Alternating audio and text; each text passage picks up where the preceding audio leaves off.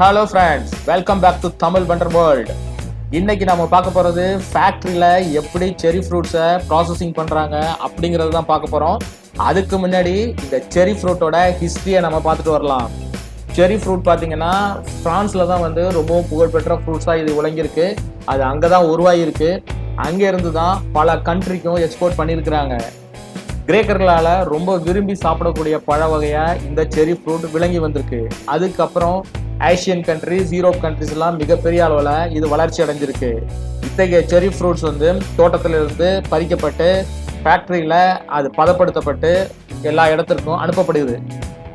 இப்படி தோட்டத்திலிருந்து பறிக்கப்படுற செரி ஃப்ரூட் நல்லா க்ளீன் பண்ணப்பட்டு ஃபேக்ட்ரியில் ப்ராசஸிங் பண்ணி வேஸ்டேஜ்லாம் நீக்கப்பட்டு நல்ல பழங்கள் மட்டும் அழகாக பேக் பண்ணி நம்ம சாப்பிட்றதுக்காக உலகின் பல பகுதிக்கும் எக்ஸ்போர்ட் பண்ணப்படுது.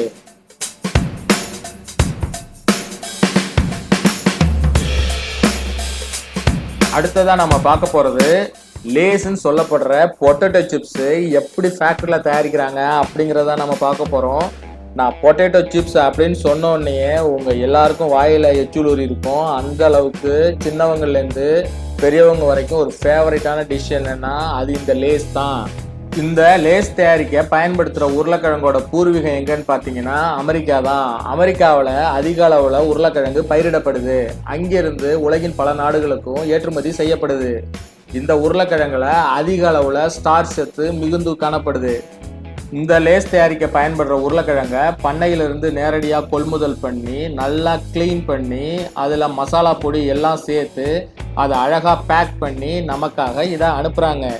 எல்லாருக்கும் பிடிச்ச இந்த லேஸ் எப்படி தயார் பண்றாங்கிறத இப்ப நம்ம பார்க்கலாமா?